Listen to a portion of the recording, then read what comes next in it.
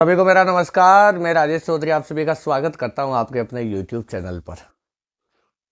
तो हमारे अभी सर्कुलर मोशन चल रही है और सर्कुलर मोशन के 8-9 पार्ट आ चुके हैं। शायद एक बार आप प्ले लिस्ट में चेक कर लेना।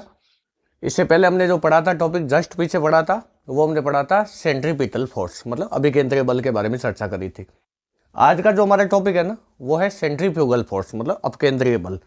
इसको पहले सर्कुलर को फटाफट 7-8 लेक्चर हो जाएंगे अभी इसके। अगर इसके बारे में डिस्कशन करें ना तो 7-8 लगभग हो जाएंगे लेक्चर, लेकिन इसमें ये पूरा सलट जाएगा टॉपिक। तो इसको पहले सलटाएंगे, फिर स्टार्ट करेंगे वर्क पावर एनर्जी। क्या स्टार्ट करेंगे? Work power energy. तो देखो शुरू करते हैं आज का टॉपिक। तो हेडिंग लगा लेना कॉपी में, नाम है सेंट्रीफ्यूगल फोर्स। Centrifugal force. देखो भैया, सेंट्रीफ्यूगल फोर्स अपकेंद्रीय बल क्या है? अपकेंद्रीय बल हेडिंग लगा लो, अपकेंद्रीय बल। अब ये अपकेंद्रीय बल क्या चीज है? याद कर, हमने 2 प्रकार की फ्रेम पढ़ी थी। जब हमने फ्रेम के बारे में चर्चा करी थी तो फ्रेम याद कर 2 प्रकार की होती है। एक तो होती है इनर्शियल और एक होती है नॉन इनर्शियल। ये तू कहां जाके देखेगा? एनएलएम के अंदर पढ़ाया हुआ है। न्यूटन्स लॉ ऑफ मोशन पढ़े थे एनएलएम, वहां पे ये जाके आपको देखना है। इनर्शियल फ्रेम वो होती है जिसकी रफ्तार या तो 0 है या रफ्तार कांस्टेंट है, मतलब त्वरण 0 होना चाहिए इसका। क्या 0 होना चाहिए? त्वरण। नॉन इनर्शियल फ्रेम क्या होती है? जिसका त्वरण 0 नहीं होता है, और त्वरण भी याद कर वेरिएबल हो चाहे कांस्टेंट हो, कोई फर्क नहीं पड़ता है दोनों ही बातों से। अगर त्वरण वेरिएबल है या कांस्टेंट है तो भी नॉन इनर्शियल फ्रेम। त्वरण होना चाहिए मतलब, और इसमें त्वरण नहीं होना चाहिए। अब याद कर, हमने जब ग्रेविटी वाला चैप्टर पढ़ा तो ग्रेविटी वाले चैप्टर में एक चीज पढ़ी थी हमने, और वो था कि जब हमारी पृथ्वी घूमती है तो हमारी पृथ्वी घूमती हुई पृथ्वी एक नॉन इनर्शियल फ्रेम है, क्योंकि जब भी कोई चीज घूमती है तो उसके सेंटर की तरफ एक अभिकेंद्रीय बल उस पर लगना चाहिए। जिससे याद कर, मान ले जैसे इसको ऐसे समझ तू, ये कोई पार्टिकल है m मास का, और ये पार्टिकल सर्कल कर रहा है इस पॉइंट के अबाउ, इस पॉइंट के चारों तरफ सर्कल कर रहा है, v रफ्तार से चल रहा है, मान ले जो भी है। हम जानते हैं अगर इसको v रफ्तार से चलना है, v अगर कांस्टेंट भी है कि अगर रफ्तार कांस्टेंट है तो भी हम जानते हैं इस पर एक एक्सेलरेशन होना चाहिए AR। AR या AC जो भी तू कहना चाहे, इसको AC हो जाएगा कौन सा? अभिकेंद्रीय त्वरण हो जाएगा ही, है कि नहीं? Centripetal acceleration. ये कभी 0 नहीं होना चाहिए। ये 0 हो गया तो पार्टिकल सर्कुलर पाथ छोड़ देगा ना, बहुत चर्चा कर चुके हैं इसके ऊपर हम। तो ये जो एक्सेलरेशन है 0 नहीं होना चाहिए। तो याद कर, सर्कुलर मोशन 2 टाइप की होती है, यूनिफॉर्म और नॉन यूनिफॉर्म। अगर यूनिफॉर्म सर्कुलर मोशन है उसमें भी त्वरण 0 नहीं होगा, और नॉन यूनिफॉर्म है उसमें भी त्वरण 0 नहीं होगा। दोनों में फर्क क्या था? इसमें 80 नहीं था याद कर, यूनिफॉर्म के अंदर, और नॉन यूनिफॉर्म में 80 भी होता है, मतलब 2 एक्सेलरेशन होते हैं। एक इधर होता है 80, याद कर, एक AR सेंटर की तरफ होता है, एक 80 होता है। अगर ये 0 हो गया फिर तो क्या होगा? यूनिफॉर्म। और ये नहीं 0 हुआ मतलब ये हो गया नॉन यूनिफॉर्म सर्कुलर मोशन। मतलब जो एनेट है यूनिफॉर्म सर्कुलर मोशन में AR तो कम से कम होगा ही होगा, और अगर ये दोनों मौजूद है तो AR स्क्वायर प्लस 80 स्क्वायर का अंडर रूट। क्या ये एक्सेलरेशन होता है? ये वाली बहुत सारी चर्चाएं हम पहले कर चुके हैं। अब ये चर्चा का इससे क्या लिंक है? कहीं सोच रहे सर हम ये फोर्स पढ़ रहे हैं तो इसके बारे में हमने क्यों पढ़ा? क्योंकि सारी कहानी यही से आएगी। अब थोड़ी 2 मिनट हम चर्चा करते हैं सूडो फोर्स के ऊपर। किस पर चर्चा करते हैं? सूडो फोर्स में। मुझे बता सूडो फोर्स क्या होता है? जो सूडो फोर्स होता है, सूडो फोर्स क्या होता है बताइए मुझे। सूडो फोर्स याद कर, इसको ये छद्म बल भी कहा जाता है, आभासी बल भी कहा जाता है हिंदी में अगर तू कहना चाहे तो। याद कर सूडो फोर्स क्या होता है? FP बराबर MAP। AP कह सकता है या फिर और भी कुछ कह सकता है। याद कर, फोर्स में 3 चीज होती है, मैग्नीट्यूड, डायरेक्शन, और एक होता है point of application. Point of application कि फोर्स कितना लगाया, किधर लगाया और कहां लगाया। तो सूडो फोर्स में भी तीनों चीजें में पता होनी चाहिए। तो इसका मैग्नीट्यूड क्या होगा? मैग्नीट्यूड सूडो फोर्स का होगा mass of the body into acceleration of frame. ये एक्सेलरेशन किसका है? ये फ्रेम का एक्सेलरेशन होता है। जो फ्रेम है ना, जिसके सापेक्ष हम त्वरण ज्ञात करते हैं, उस फ्रेम की बात हो रही। फ्रेम ऑफ रेफरेंस निर्देश तंत्र होता है। M बॉडी का मास, मतलब तुझे द्रव्यमान तो बॉडी का लेना है जिस पर सूडो लग रहा है उस पर। मान ले जैसा तो ऐसा समझ, तू एक कार के अंदर बैठा है और उस कार का त्वरण है, मतलब उसकी रफ्तार या तो घट रही है या बढ़ रही है ना, मतलब V में चेंज आना चाहिए बस। अगर तू उस कार के अंदर बैठा, तेरे ऊपर सूडो लगेगा तो तेरे ऊपर सूडो का मैग्नीट्यूड निकालना, द्रव्यमान तेरा खुद का लेगा, लेकिन त्वरण किसका लेगा? कार का लेगा, है कि नहीं? तो ये क्या हो जाएगा? M into x magnitude. Direction बोल। डायरेक्शन होती है अपोजिट टू फ्रेम। जिस तरफ फ्रेम चल रही, तू कार में बैठा है और कार ऐसे चल रही, मान ले ये कार है तेरी इस टाइप से, और तू कार के अंदर बैठा है और कार इधर जा रही है A1 से, तो तेरे ऊपर सुडो लगेगा इधर opposite direction. Point of application क्या, सेंटर ऑफ मास पर लगता है हमेशा। सुडो फोर्स कहाँ लगता है हमेशा, सेंटर ऑफ मास के ऊपर, है ना। इन तीनों चीजों को आपको ध्यान में रखना है। अब आजा वापस। अब ये हो गया हमारे क्विक रिवीजन, छोटा मोटा जो भी हमारे इसके अंदर काम में आएगा। बहुत बच्चे भूल गए होंगे, कईयों को लग रहा है ये सुडो कहाँ साला नाम देखा था हमने, अरे नाम सुना हुआ तो लग रहा है ना, क्या तोते उड़ गए, आ रहा है ना समझ जो बता रहा हूं। देख आगे बढ़ते। अब मुझे एक चीज बताओ, सोच ये कोई पार्टिकल है m मास का और ये क्या कर रहा है, सर्कुलर मोशन कर रहा है r त्रिज्या के पाथ पर। तो हम जानते हैं कि इसके ऊपर, इसके सेंटर की तरफ इस पे फोर्स लगेगा जिसको हम क्या कहेंगे, अभिकेंद्रीय बल कहेंगे। मतलब जो अभिकेंद्रीय बल होगा वो क्या होगा बताइए मुझे, अभिकेंद्रीय बल। इसके फॉर्मूले वगैरह बहुत अच्छे से बता रखे हैं, मैंने पीछे वाला लेक्चर देख लेना। FC बराबर क्या होगा, क्या MSC होगा, SC AR जो भी तू लेना चाहे, मतलब mv² बटे r, यह हो जाएगा m⍵² इंटू r। ये इसके फॉर्मूले होते हैं अभिकेंद्रीय बल के। और हम जानते हैं, मैंने यूनिफॉर्म सर्कुलर मोशन ली, यूनिफॉर्म सर्कुलर मोशन, दोनों की चर्चा करेंगे। अब सोच ये जो पार्टिकल है, क्या इस पार्टिकल का त्वरण है, बिल्कुल है। क्या इसका त्वरण 0 है, नहीं है। AR 0 होना ही नहीं चाहिए, और AR 0 नहीं तो NH भी 0, तो त्वरण तो है भैया, ये तो पक्का पता पड़ेगी। मतलब बताइए क्या है, ये नॉन इनर्शियल फ्रेम है। ये क्या है, नॉन इनर्शियल फ्रेम। अब सोच तू एक ऐसी चीज के ऊपर बैठा है जो सर्कुलर मोशन कर रही, क्या कर रही, सर्कुलर मोशन। जैसे m मास का भाई, इस m मास के पार्टिकल के ऊपर बैठ जा तो तू जैसे इसके ऊपर बैठेगा, सोच इसके ऊपर बैठ गया तो इसके ऊपर बैठते ही क्या होगा, तू नॉन इनर्शियल फ्रेम में सवार है, तो तेरे ऊपर क्या लगेगा, सुडो फोर्स लगेगा। अब मुझे ईमानदारी से बताओ सुडो फोर्स किधर लगेगा। इसको तू चाहे तो अलग से उतार ले, कॉपी में उतारता जा, हर चीज लिख लिया अगर जो मैं बोलूँ, एक एक लाइन लिख लो आप, बहुत काम में आएगी, देखना आगे। आइए तो बता क्या होगा यहाँ पे, क्या m मास है तो उसके ऊपर बैठ गया और ये सर्कुलर मोशन कर रहा है। क्या इसका त्वरण है, त्वरण किधर है बता, त्वरण सेंटर की तरफ है। किस तरफ है, अगर सेंटर की तरफ है और तू इसके ऊपर बैठा है तो तुझे यहाँ पल्ले पड़ेगा कि इसके ऊपर सुडो फोर्स लगेगा, और सुडो फोर्स की डायरेक्शन क्या होगी, अपोजिट टू फ्रेम। जिस तरफ त्वरण होता है, मतलब रफ्तार किधर है इसकी, मान ले v वेग से इधर जा रहा है, इससे मतलब नहीं, मतलब त्वरण से है। क्या बल इधर लग रहा है, त्वरण भी इधर है, त्वरण इधर है तो तेरे ऊपर जो सुडो फोर्स लगेगा वो इधर लगेगा।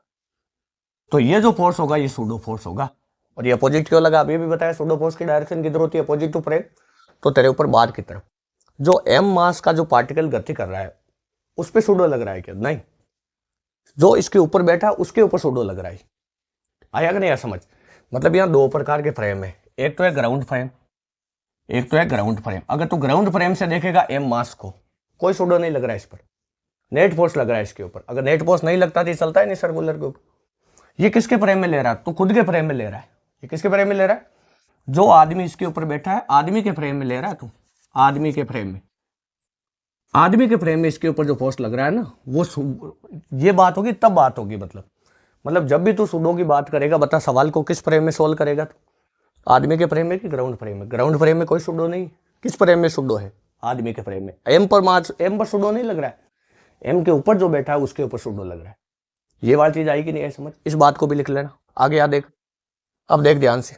अब मुझे बता ये जो सुडो फोर्स होगा इसका मैग्नीट्यूड क्या होगा, बॉडी का मास, मान ले m मास है, इसके ऊपर सुडो लग रहा है।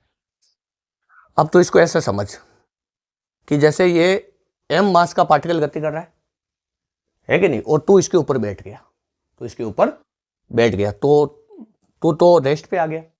तो देख आदमी के फ्रेम में बात करते हैं, आदमी के फ्रेम में, आदमी के फ्रेम में ये मान ले इस टाइप की है ना, एक गाड़ी है और उस गाड़ी के अंदर तू बैठा है, वो तेरा द्रव्यमान m है।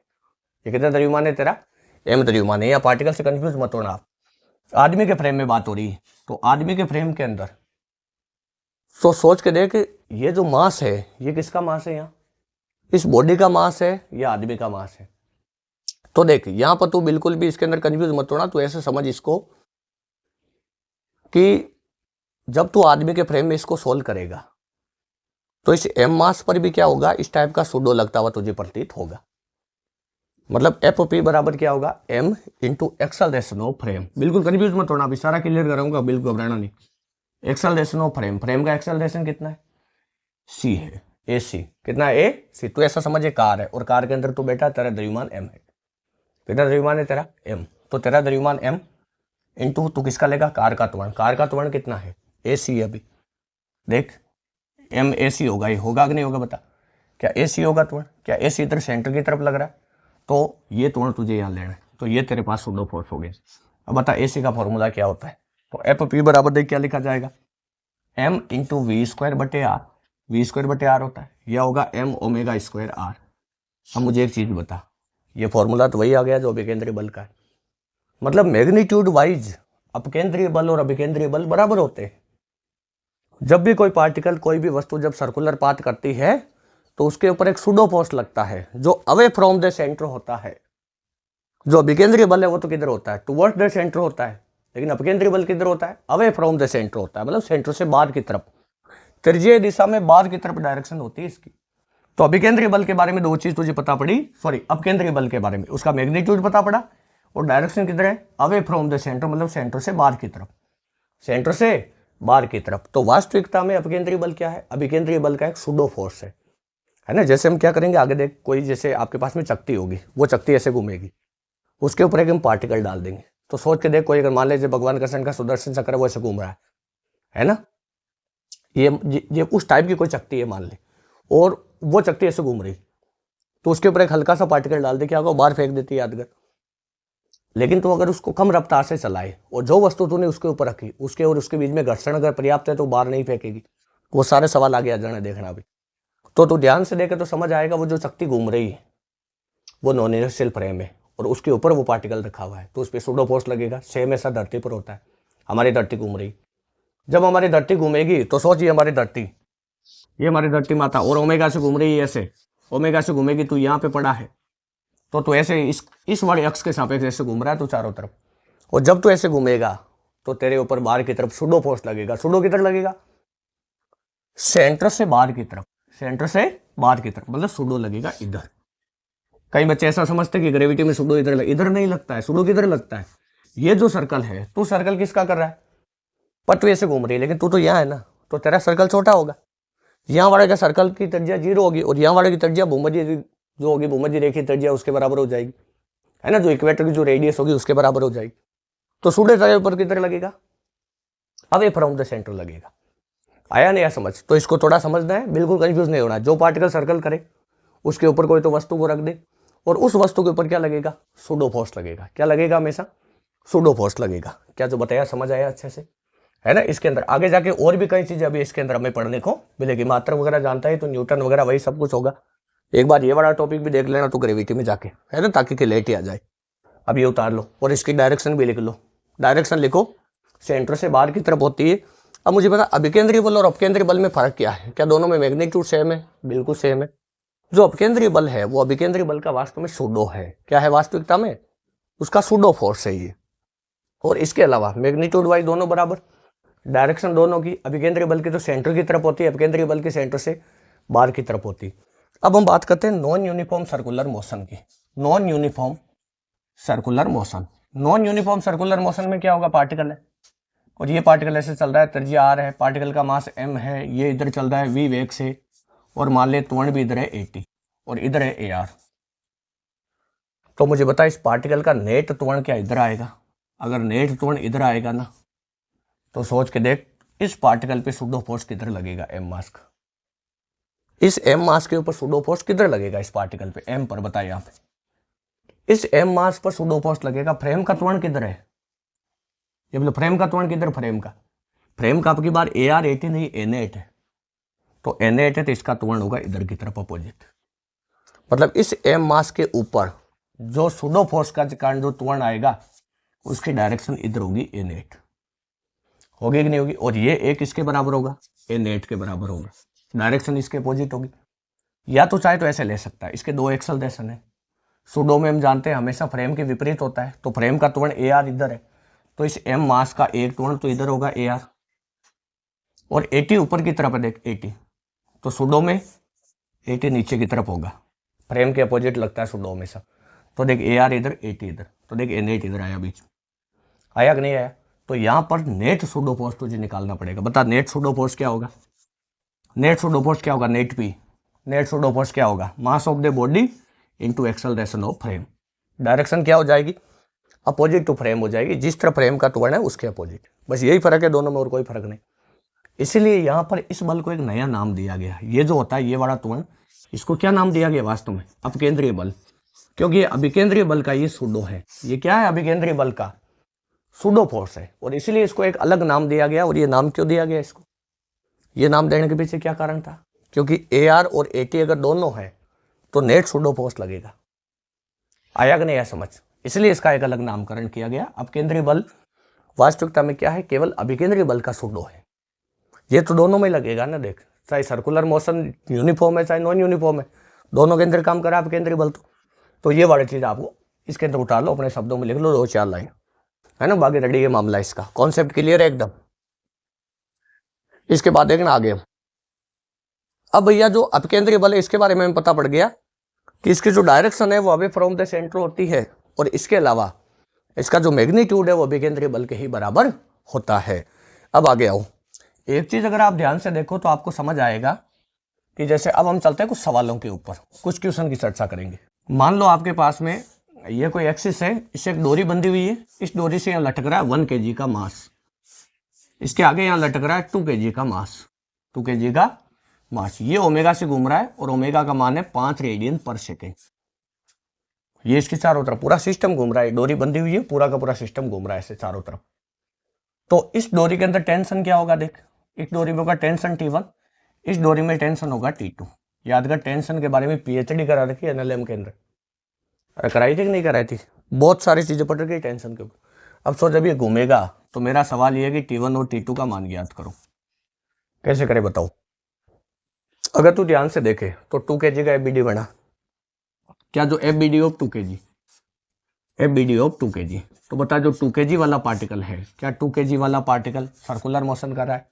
तो 2 kg वाले पार्टिकल पे सूडो फोर्स लगेगा। क्या लगेगा? सूडो। जिस भी चीज के कारण ये सर्कुलर कर रहा है इसके ऊपर सूडो फोर्स लगेगा। क्या लगेगा? सूडो। सूडो किधर लगेगा? इस पर, बाहर की तरफ। तो देख, इधर लगेगा m omega square r। Omega दे रखा है, ये सूत्र ले लिया, वरना कौन सा लेते? mv स्क्वायर बटा r। क्या टेंशन जो T2 है क्या वो इधर लग रहा है इसके ऊपर? क्या इस पे 2 ही फोर्स लग रहे हैं? क्या इस पे नेट फोर्स 0 है? नेट फोर्स क्या है इसके ऊपर? 0, क्योंकि ये कहीं भी इधर उधर भाग रहा नहीं है। तो रेडियल डायरेक्शन में नेट फोर्स इसके ऊपर कितना है? 0 है। तो बता T2 बराबर क्या हो जाएगा? m ओमेगा स्क्वायर r हो जाएगा। बता m का मान बोल 2 किलो, ओमेगा स्क्वायर का मान बोल 25 इंटू r का मान देख, ये दूरी तू 1 मीटर ले ले और ये दूरी भी तू 1 मीटर ले ले, और जो ब्लॉक है ना इनकी ये वाली दूरी तू यहाँ पे नेगलेक्ट कर दे। अरे पतले पतले ब्लॉक है, क्या ये वाली चीज समझ गए ना? तो ये दूरी इग्नोर कर दे। तो यहाँ से यहाँ तक बता दूरी कितनी है? 2 मीटर। कितनी है? तो 2 मीटर। तो कितना हो जाएगा? 4 और 25 100 होता है, तो 100 न्यूटन। T2 का मान 100 न्यूटन आया। अब देख T1 का मान, FBD बना 1 kg का, तो अगर तू 1 kg का FBD बनाएगा तो देख 1 kg के ऊपर किधर लग रहा है फोर्स? क्या इसके ऊपर बाहर की तरफ लग रहा है? अपकेंद्रीय बल m omega square r pseudo force है। क्या है ये? सूडो फोर्स है। जो 1 kg इसको सर्कल करा रहा है उसकी वजह से इसके ऊपर सूडो आ रहा है, वो कितना है? m omega square r। और इधर लग रहा है टेंशन T1। क्या लग रहा है? Tension T1। एक चीज और लग रही है, देख इस पर, देख T2 भी लग रहा है, 1 kg पे T2 भी लग रहा है। देख, तो क्या आंसर आएगा बता इसका? अगर तू इसको ध्यान से देखे तो तुझे समझ आएगा कि इसका आंसर आएगा कि देख T1 बराबर होगा T2 और plus m omega square r। तो देख T1 बराबर T2 का मान बोल 100 और प्लस m का मान बोल, देख 1 kg, ओमेगा का मान बोल 5 का स्क्वायर 25, m का मान बोल 1 मीटर है। देख त्रिज्या इसके लिए, ये जो सर्कल करा है इसके लिए त्रिज्या कितनी है? देख इसके लिए त्रिज्या केवल 1 मीटर है, लेकिन इसके लिए त्रिज्या कितनी थी? यहाँ से यहाँ तक दूरी नापेगा 2 मीटर है। कितनी है? 2 मीटर। अब देख यहाँ देख, वापस आ जा, तो बता T1 बराबर कितना है? 100 प्लस 25 कितना? 125 न्यूटन। आंसर ये उतार ले कॉपी के अंदर। बहुत ही तगड़ा सवाल, जोरदार सवाल। आइए आगे। अब मुझे एक चीज और बता, इसी सवाल में मैं अगर एक ब्लॉक की जगह कितने ब्लॉक ले लूं? एक ब्लॉक की जगह मैं ले लूं इसमें दो ब्लॉक की जगह ले लूं 3 ब्लॉक। एक ब्लॉक वाला कर ही लेगा तो क्या उसमें, तो है ना, एक ही ब्लॉक लग रहा है, वो तो बहुत सिंपल हो जाएगा। देख अब आगे मैं तुझे कहूं कि ये इस टाइप की एक वर्टिकल रोड है और इसके चारों तरफ 3 ब्लॉक ऐसे घूम रहे हैं, 1 2 3, 1 kg, 2 kg और 4 kg, सॉरी ये ले ले 3 kg ले ले। ये दूरी 1 मीटर, ये दूरी 1 मीटर, ये दूरी 1 मीटर, 1 मीटर की दूरी है, ये दूरी नेगलेक्ट कर दी मैंने। ये ओमेगा से घूम रहा है और ओमेगा का मान है 2 रेडियन पर सेकेंड। अब मुझे एक चीज़ बता, अगर ये ओमेगा से घूमेगा तो T1 T2 का मान वही, वापस वही सवाल, सेम सवाल। तो या बताओ कैसे करें इसको, कैसे सोल्व करें सवाल को।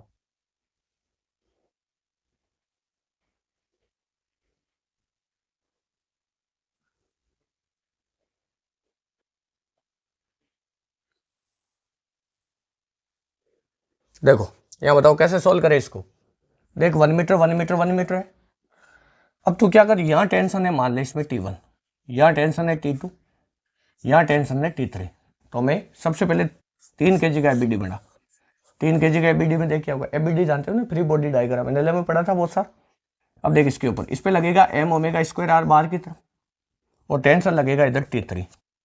क्या नेट फोर्स 0 है, तो T3 बराबर m omega square r, m omega square r। तो देख क्या लिखा जाएगा, T3 बराबर m का मान बोल 3 किलो, ओमेगा का मान बोल 4 इंटू r का मान बोल 3 मीटर है। देख अब की बार 1 1 1, ये जो सर्कल काटेगा उस सर्कल की त्रिज्या 3 मीटर होगी। देख यहाँ से यहाँ तक, क्योंकि इसके पॉइंट के भाव घूम रहा है नहीं 3 kg।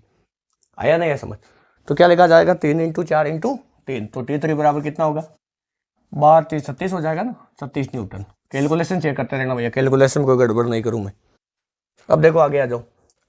अब देख 2 kg को देख, अगर तू 2 kg वाले को ध्यान से देखे तो 2 kg वाले पे इधर लग रहा है m omega square r pseudo force, इधर लग रहा है इसके ऊपर देख T3, इधर लग रहा है इसके ऊपर T2। क्या नेट फोर्स 0 है, तो लिखा जाएगा T2 बराबर T3 और प्लस हो जाएगा m ओमेगा स्क्वायर r। तो बता क्या लिखा गया, T2 बराबर T3 का मान बोल 36 न्यूटन और प्लस m का मान 2 kg इंटू ओमेगा का मान देख 2 है तो 4 हो जाएगा 2 का स्क्वायर इंटू r का मान बोल 2 मीटर। देख इसके लिए रेडियस का मान 2 मीटर होगा। कितना लिखा जाएगा देख, 8 8 दूनी 16, 16 और 36 कितना होगा, 46 से 52 हो जाएगा। तो T2 का मान 52 न्यूटन है ना, आंसर देख। आगे बढ़िए फटाफट। तो क्या लिखा जाएगा बता, इसके लिए निकालना 1 kg के लिए, 1 kg का बता एबीडी कैसे बनाए। देखिए 1 kg पार्टिकल है, 1 kg भी इधर तो कौन सा फोर्स लग रहा है बता, या इसके ऊपर लग रहा है T2, एक लग रहा है m omega square r, pseudo force लगेगा ना इस पर भी, और इधर क्या लग रहा है इस पर T1। तो बता T1 बराबर क्या होगा, T2 और plus m omega square r होगा। तो बता T1 बराबर T2 का मान बोलिए फटाफट। देख T2 का मान कितना है, 52 न्यूटन और प्लस m का मान बोल 1 kg हो जाएगा। तो 1 इंटू 2 का स्क्वायर हो जाएगा 4 इंटू r का मान कितना हो जाएगा, 1 मीटर ही है ना इसके लिए। तो 52 और 4 56, तो T1 बराबर 56 न्यूटन।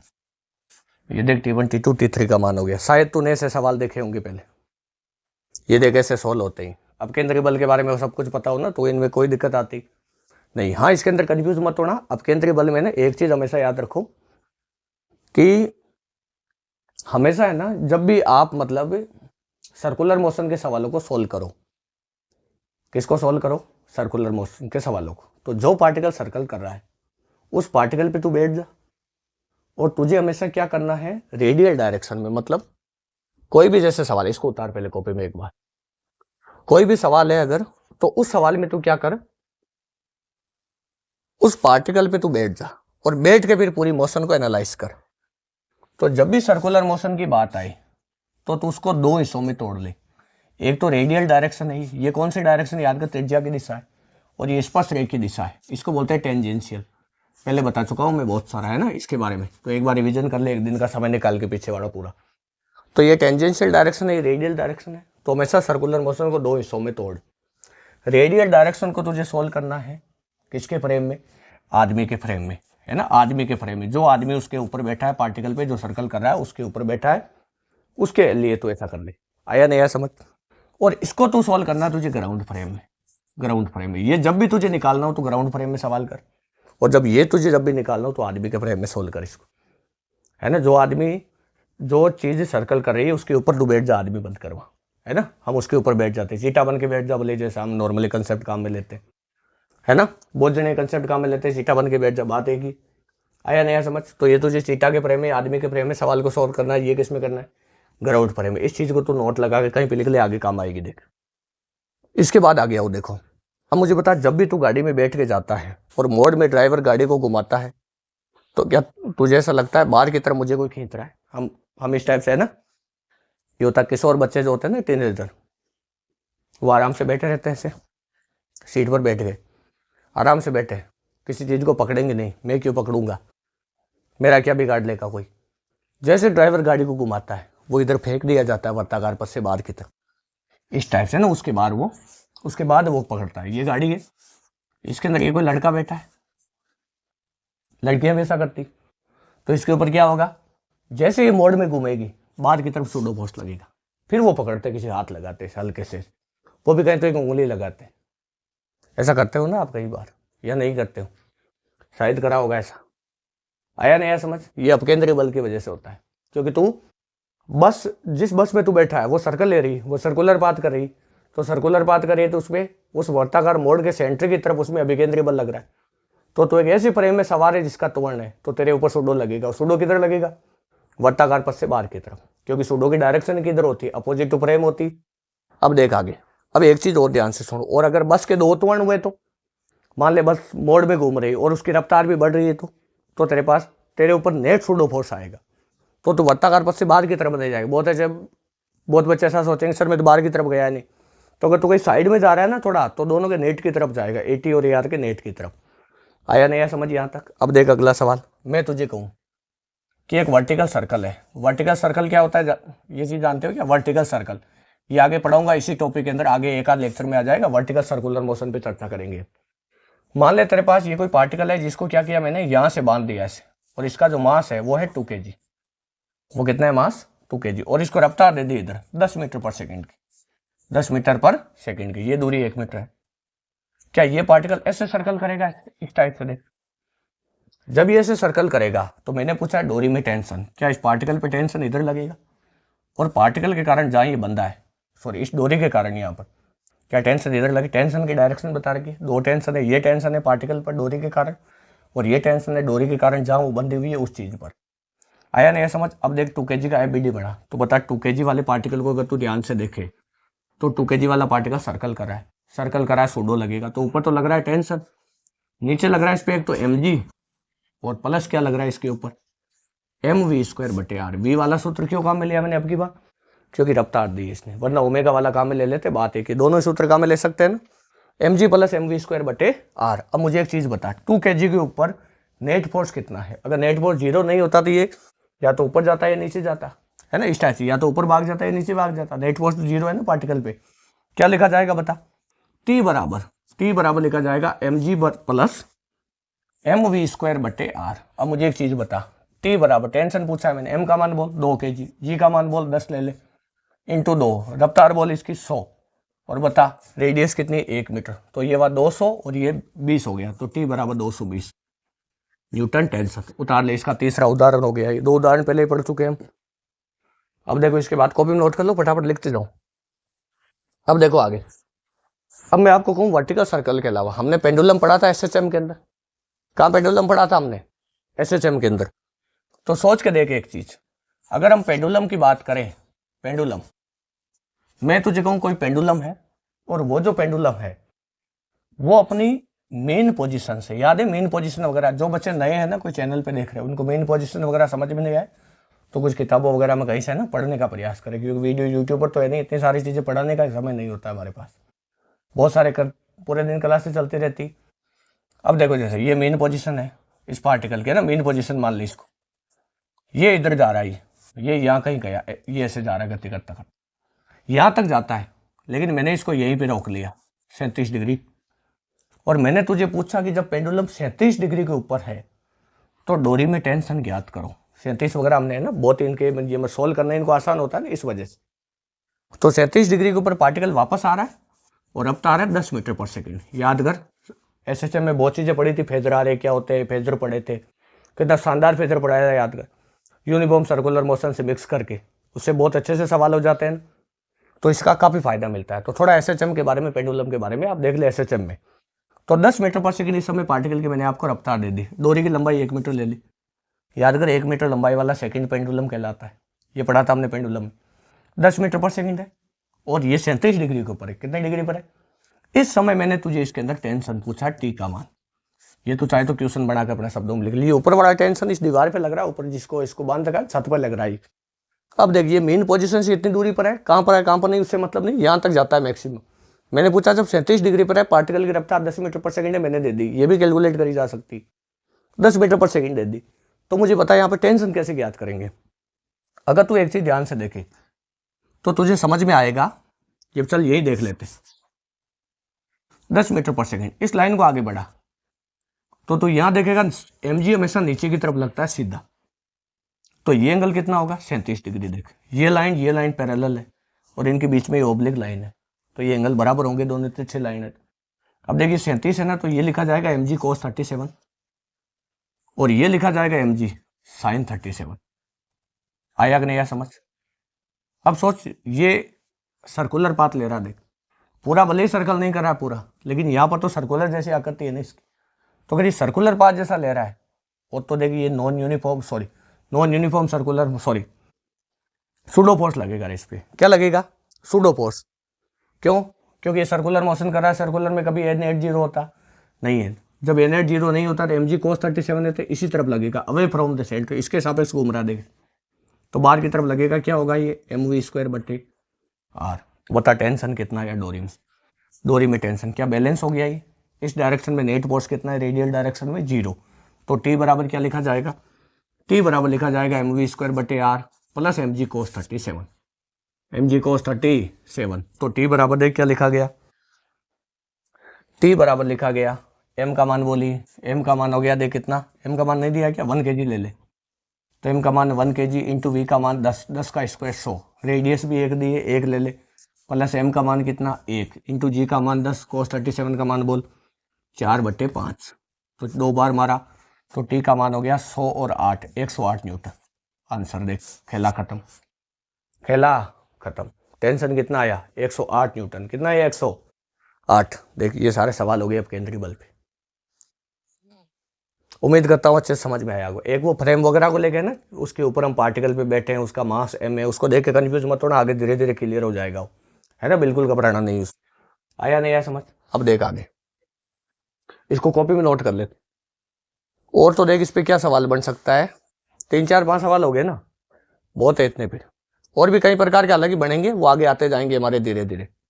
तो ये चर्चा थी पूरी अपकेंद्रीय बल की। किसकी चर्चा थी? अपकेंद्रीय बल की। याद कर इसको, अपकेंद्रीय बल नया नाम क्यों दिया गया, केवल सूडो ही नाम दे देते। ये नाम देने के पीछे क्या कारण था? क्योंकि अगर नॉन यूनिफॉर्म सर्कुलर मोशन है तो 2 प्रकार के सूडो फोर्स आएंगे, एक तो आएगा टेंजेंशियल डायरेक्शन में, एक आएगा रेडियल डायरेक्शन में। इसलिए रेडियल वाले को परमानेंट नाम क्या दे दिया, अपकेंद्रीय बल नाम दे दिया। अब चाहे नॉन यूनिफॉर्म है चाहे यूनिफॉर्म है, जब भी सर्कुलर करेगा अवे फ्रॉम द सेंटर उस पर हमेशा सूडो फोर्स लगेगा। और सूडो फोर्स वाले जब भी सर्कुलर मोशन का तो सवाल सोल्व करे, जैसे अभी हमने चारों करे, कौन से फ्रेम में सवाल सोल्व करते हैं चारों के चारों, ये चारों फ्रेम कौन सी फ्रेम में सोल्व करा जाता है, एक बार देख ले इधर, देख 2 मिनट में सोच। हमने जैसे अभी वो सवाल किया था, वो वाला है ना, ये वाला 2 kg का पार्टिकल था। अब सोच ये पार्टिकल v वेग से इधर जा रहा है, तो टेंशन ऊपर लग रहा है। सोच तू है ना, तू यहाँ पे ग्राउंड फ्रेम में खड़ा होकर देख, नीचे ये आदमी खड़ा वो देख रहा है, कौन सा फोर्स लग रहा है केवल इस पे, एक तो टेंशन लग रहा है, एक mg लग रहा है, दूसरा कोई फोर्स मौजूद नहीं। तो एक तो नीचे mg लग रहा है, एक टेंशन लग रहा है, बस। मतलब नेट फोर्स 0 नहीं इस पर। अगर नेट फोर्स 0 होता तो, नेट फोर्स अगर 0 हो जाता तो क्या होता, तो इसको अभिकेंद्रीय बल कौन देता। तो टेंशन का मान ग्राउंड फ्रेम के लिए टेंशन का मान mg से बड़ा है या, देख ध्यान से। आया नहीं आया समझ। मतलब इस पे नेट फोर्स सेंटर की तरफ हमेशा होना चाहिए, क्योंकि अगर नेट फोर्स 0 हुआ तो त्वरण 0 हो जाएगा, त्वरण 0 होगा तो अभिकेंद्रीय बल इसको कौन देगा। AR तो 0 होना ही नहीं चाहिए ना, कभी पढ़ा था कि नहीं पढ़ा था। जब AR 0 नहीं हो सकता तो नेट फोर्स 0 हो सकता, मतलब टेंशन ज्यादा और mg कम है, ग्राउंड फ्रेम की बात हो रही। इसलिए हम क्या करते हैं, इस पार्टिकल के ऊपर बैठ जाते हैं, फिर इस पे सूडो लगा देते हैं। क्योंकि जब सूडो लगाते हैं तो हम जानते हैं m मास का पार्टिकल है, v वेग से इधर जा रहा है, तो टेंशन तो इधर है, इस पे नीचे लगेगा mg और प्लस लगेगा mv²/r। तू अब एक चीज समझ, तू अगर चीटा बन के इस पार्टिकल पे बैठ जाए तो जिस पार्टिकल पे तू बैठता है उसका त्वरण और वेग दोनों 0 हो जाते हैं, पार्टिकल रेस्ट पे आ जाता है, याद है। तो अगर तू इस पार्टिकल के ऊपर, ये पार्टिकल है हमारे लिए इतना बड़ा पार्टिकल है, तू इसके ऊपर बैठ गया है ना, चीटा बन के बैठ गया, तो जब भी इसके ऊपर बैठेगा तेरे लिए त्वरण कितना हो जाएगा, इसका 0। तेरे लिए त्वरण 0 होने का मतलब नेट फोर्स तेरे लिए कितना हो गया, 0 हो गया। तेरे लिए पार्टिकल कहीं नहीं गया। अरे आया नहीं समझ, पार्टिकल रेस्ट पे आ जाता, रिलेटिव मोशन में पड़ा था ना। तो देख नेट फोर्स अगर 0 होगा ना तो ये दोनों बराबर होंगे फोर्स। तो टेंशन किसके बराबर होगा, mg + mv² आर के, क्योंकि जब भी तू इस पार्टिकल पे चीटा बन के बैठेगा इस पे एक नया फोर्स और आ जाएगा जिसको हम क्या कहते हैं, अपकेंद्रीय बल कहते हैं, सूडो फोर्स आ जाता है। जो बताया पल्ले पड़ा। तो ग्राउंड फ्रेम में नेट फोर्स इस पे 0 होता नहीं है, लेकिन चीटा के फ्रेम में इसके ऊपर नेट फोर्स क्या हो जाता है, 0 हो जाता है। तो जब भी तुझे सर्कुलर मोशन के सवाल सही सोल्व करने हो तो तुझे सर्कुलर मोशन को 2 पार्ट में तोड़ना है, एक तो उसकी त्रिज्या की दिशा में और एक उसकी स्पर्श रेखा की दिशा में, मतलब टेंजेंशियल डायरेक्शन में। टेंजेंशियल डायरेक्शन वाली चीज को कैसे सोल्व करना है, ग्राउंड फ्रेम में, लेकिन रेडियल डायरेक्शन वाले को कैसे सोल्व करना है, हमेशा थीटा के फ्रेम में सोल्व करना है। क्या जो बताया समझ आया? तो ये सर्कुलर मोशन तेरी, ये मतलब इसका ये पार्ट सॉरी अपकेंद्रीय बल खत्म। इतना ही अपकेंद्रीय बल में, आराम से इसको पढ़ो और बार बार इसको रिवाइज करो। अपकेंद्रीय बल के बारे में तू जितनी चीजें पढ़ सकता है पढ़ लेना, एक पीछे वाला रिवाइज करना नहीं भूलना है। पीछे वाला अगर तू रिवाइज नहीं करेगा तो यहाँ कुछ भी पल्ले पड़ेगा नहीं। एक वो छोटी चर्चा वो कर लेगा एक बार, चल 1 मिनट और देखो। वो एक चीज देख, हमारी धरती है, हमारी धरती घूम रही है ओमेगा से। अब सो जब हमारी धरती ओमेगा से घूमेगी तो क्या ये इस पॉइंट के चारों तरफ सर्कल कर रही, क्या इसका हर पार्टी का सर्कल करा है? और हम धरती के ऊपर रहते हैं, मान ले तू यहाँ रहता है, एम द्रव्यमान है तेरा, भूमध्य रेखा से ध्रुवों के बीच में तू गए रहता है, तो ये जो एम द्रव्यमान का पार्टिकल है क्या ये भी धरती के साथ साथ घूमेगा? तो ये पार्टिकल तो ऐसे घूमेगा ना।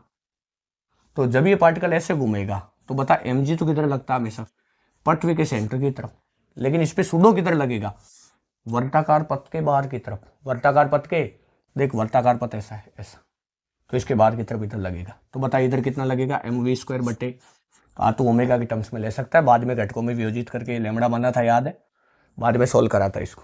क्या पल्ले पड़ा जो ढंग से बताया, सेम वही से ही मिलता जुलता सवाल है। एक वो स्प्रिंग वाले वगैरह याद कर, जेईई वाले वो एक बताया था 23 में आया था सवाल, उसके अंदर बताया था अपकेंद्रीय बल के अंदर स्प्रिंग वगैरह के बारे में चर्चा काफी कर चुके हैं, बहुत सारी एनालिसिस में करी, कटिंग ऑफ स्प्रिंग पढ़ी है, टेंशन के बारे में पढ़ा है, बहुत चीजें पढ़ी है ना। तो उनका तुझे बहुत बेनिफिट मिलेगा, समय निकाल के उनका रिवीजन करते जाओ, है ना। टाइम खराब बिल्कुल मत करो।